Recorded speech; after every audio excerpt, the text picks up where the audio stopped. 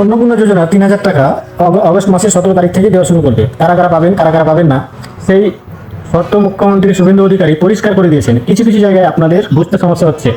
স্বামী চাকরি করলে স্ত্রী পাবে কিনা, কোন ধরনের চাকরি করলে স্ত্রী টাকা পাবে, এছাড়াও আপনাদের পরিবারে কেউ চাকরি করলে বাকি সদস্যরা পাবে কিনা, বা ইনকাম ট্যাক্স যদি দেয়, জিএসটি যদি দেয়, বা 3টির বেশি যদি রুম থাকে, গ্রামের ক্ষেত্রে কি নিয়ম, শহরের ক্ষেত্রে কি নিয়ম, জমি কত থাকলে পাবেন, গ্রামের ক্ষেত্রে কত থাকলে পাবেন, শহরের ক্ষেত্রে কত থাকলে পাবেন, এছাড়াও আরও যে সকল শর্তগুলো, কোন কোন প্রকল্পের টাকা পেলে আপনি অন্নপূর্ণা যোজনার টাকা পাবেন না, সেই বিষয়ে বলা হয়েছে।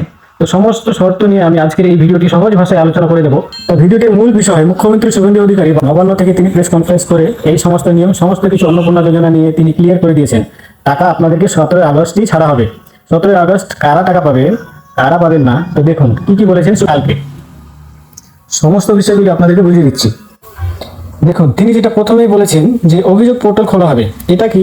এটার মানে হচ্ছে আপনার এলাকায় কেউ ধরুন যোগ্য নয় কিন্তু টাকা পাচ্ছে, কোনো সিস্টেমের ভুলের জন্য, বা তিনি ভুল তথ্য দিয়ে টাকা পাচ্ছেন। তো আপনি যদি চান তার বিরুদ্ধে অভিযোগ করতে, তার টাকাটা বন্ধ করতে, আপনি সেটা পারবেন।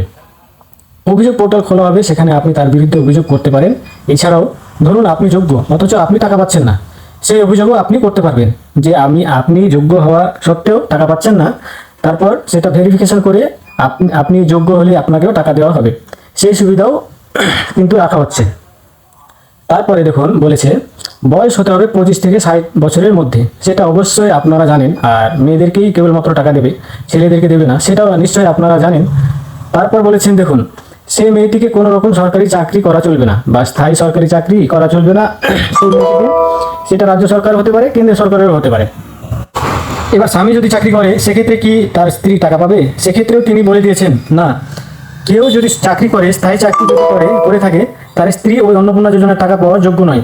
তবে তিনি এটা উল্লেখ করে দিয়েছেন, স্বামী চাকরি করছে মানে সেই পুরুষটির মা পাবে, কিন্তু বউ পাবে না। এছাড়াও সেই ছেলেটির বোন পাবে, এছাড়াও সেই ছেলেটির ভাইয়ের বউ বা দাদার বউ, তারাও কিন্তু পাবে, মানে অন্যান্য ফ্যামিলি মেম্বাররা পাবে, কেবলমাত্র তার স্ত্রী টাকা পাবে না। কেউ যদি সরকারি চাকরি করে, তার স্ত্রী পাবে না, বাকি অন্যান্য ফ্যামিলি মেম্বাররা তারা কিন্তু পাওয়ার যোগ্য। এটাও তিনি কিন্তু ক্লিয়ার করে দিয়েছেন।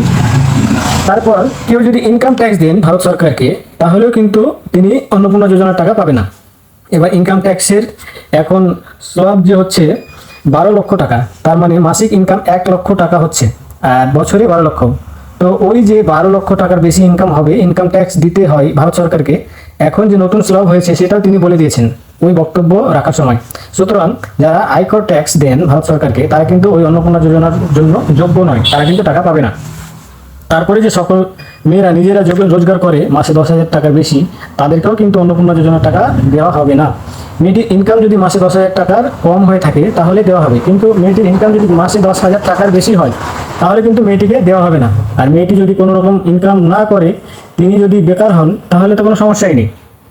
তারপরে স্বামীরা তারা সরকারি চাকরি করে ঠিকই, কিন্তু সেটা পার্মানেন্ট নয়, কন্ট্রাকচুয়াল পার্ট টাইম বেসিসে করছে, তারা চাকরি পার্মানেন্ট হয়নি, চুক্তিভিত্তিক কর্মচারী। হ্যাঁ, ওই ধরনের ক্ষেত্রে স্ত্রীরাও কিন্তু পরিবারের সদস্যরাও তারাও অন্নপূর্ণা যোজনার টাকা পাবে।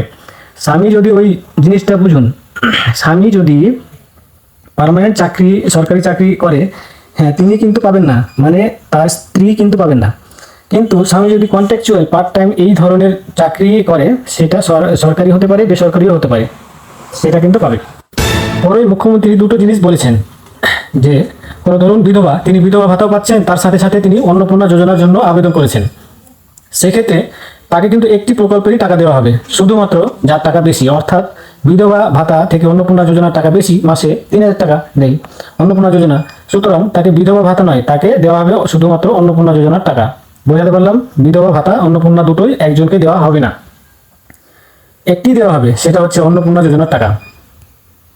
তারপরে দেখুন, প্রতিবন্ধীদের জন্য একটু ছাড় দেওয়া হয়েছে।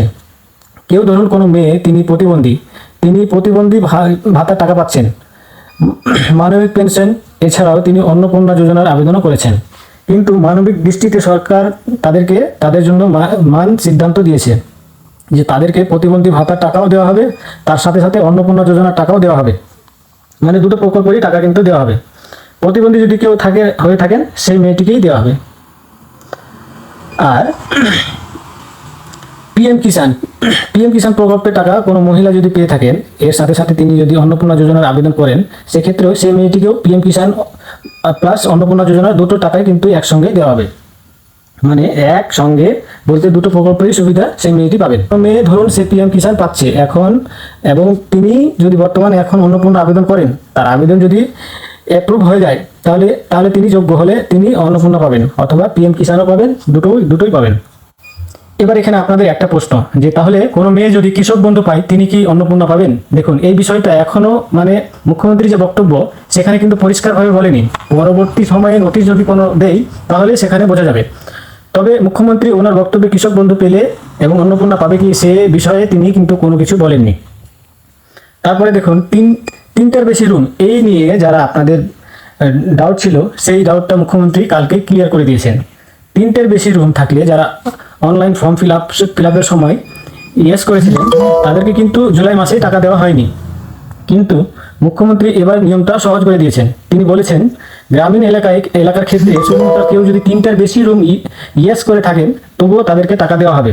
তাদের কাজের জন্য গ্রামীণ এলাকায়, মানে রুরাল এরিয়ায় যারা গ্রাম পঞ্চায়েতের মধ্যে বসবাস করেন, হ্যাঁ, গ্রাম পঞ্চায়েতের আন্ডারে যারা আবেদন করেছেন, যাদের গ্রাম পঞ্চায়েতে মানে পৌরসভা নয় বা কর্পোরেশন নয়, যারা গ্রাম পঞ্চায়েতের মধ্যে পড়ছেন, সেই সমস্ত মেয়েদের ক্ষেত্রে তারা যদি ফর্ম ফিল আপের সময় 3টে রুমের বেশি ইয়াস করে থাকেন, তাদেরকে টাকা দেওয়া হবে।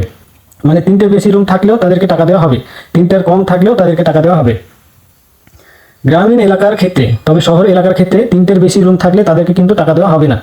তারা যদি অনলাইন ফর্ম ফিল আপের সময় ইয়েস অপশনে হ্যাঁ করে থাকেন, যে 3টার বেশি রুম রয়েছে সেখানে যদি ইয়েস করে থাকেন, তাদের কিন্তু টাকা ঢুকবে না। তারপরে 50 ডিসমিল বেশি জমি থাকলে টাকা পাবে কি পাবে না, সেই বিষয়ে কিন্তু মুখ্যমন্ত্রী কালকে বলেছেন। মুখ্যমন্ত্রী সেটা বলেছেন যে 50 ডিসমিল বা তার বেশি যদি জমি থাকে, তাহলে গ্রামীণ এলাকার তারাও টাকা পাবে। এছাড়াও পৌরসভা উপভোক্তারা যারা তারাও টাকা পাবে। কি বললাম, আপনার ধরুন 50 ডিসমিলের বেশি জমি রয়েছে, হ্যাঁ, তবুও আপনি টাকা পাবেন যদি আপনি গ্রামীণ এলাকার উপভোক্তা হন বা পৌরসভার এলাকার উপভোক্তা হন, তবুও পাবেন। 50 ডিসমিলের নিচে জমি থাকলেও তো পাচ্ছেন, কিন্তু 50 ডিসমিলের বেশি থাকলেও আপনারা পাবেন।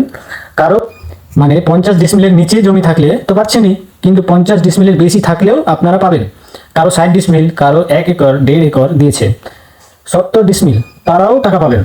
তবে আপনাকে গ্রামের উপভোক্তা হতে হবে, মানে ওই যে গ্রাম পঞ্চায়েতের উপভোক্তা বা পৌরসভার উপভোক্তা হলেই পাবেন। তাহলে কারা পাবেন না? 50 ডিসমিলের বেশি যদি জমি থাকে, কেবলমাত্র আপনাদেরই পশ্চিমবঙ্গে যে 7টি কর্পোরেশন রয়েছে, কর্পোরেশন এরিয়ায় উপভোক্তা কারো যদি 50 ডিসমিলের বেশি জমি থাকে, তো তাদেরকে কিন্তু টাকা দেবে না, কারণ কর্পোরেশন এলাকায় জমির মূল্য অনেক বেশি। 50 ডিসমিল জমি যদি কারো থাকে, তার অনেক টাকা মূল্য, সেই হিসাব সরকার এই সিদ্ধান্ত নিয়েছে। বোঝাতে পারলাম? আর এখানে কিছু ডাউট আপনাদের রয়েছে, কেউ যদি পেনশন পায়, তার স্ত্রী টাকা পাবে কি পাবে না, সে বিষয়েও কিন্তু কালকে কোনো রকম মুখ্যমন্ত্রী বলেননি, কোনো রকম ঘোষণা করেননি। কেউ যদি পেনশন পায়, তার স্ত্রী পাবে কি পাবে না। তো এই ডাউটগুলো আপনাদের ছিল, আশা করি আমি আপনাদেরকে ক্লিয়ার করতে পেরেছি। এই শর্তগুলি দেখে কিন্তু ভেরিফিকেশন করা হবে। ভেরিফিকেশন করার পর যারা যোগ্য হবেন, তাদেরকে কিন্তু 17 আগস্ট থেকে টাকা ছাড়া শুরু হবে। আর 17 আগস্ট সবাই টাকা ঢুকবে না, মুখ্যমন্ত্রী কালকেই বলেছেন 17 আগস্ট টাকা ছাড়লে অর্থ দপ্তরের টাকা ধীরে ধীরে পাঠাতে 2-3 দিন বা সর্বোচ্চ ধরেন 5-7 দিন লাগতে পারে, 7 দিনের মতো সময় লেগে যেতে পারে আপনাদের ব্যাংকে টাকা ঢুকতে। তো এই ছিল, আশা করি বোঝাতে পেরেছি আপনাদেরকে। তো আপনাদেরকে এই শর্তগুলো কেমন লাগলো অবশ্যই কিন্তু মূল্যবান কমেন্ট করে জানাবেন, আর ভিডিওটি বেশি বেশি করে শেয়ার করে দিবেন, সকলে যাতে খবরটি জানতে পারে। আর এই ধরনের তথ্য পেতে আবার বলছি, আমার চ্যানেলটি সাবস্ক্রাইব করে রাখবেন, আর ফেসবুক পেজ থেকে যদি যারা ভিডিওটি দেখছেন, পেজটিকে ফলো করে রাখবেন। ভালো থাকেন, সুস্থ থাকেন, ধন্যবাদ।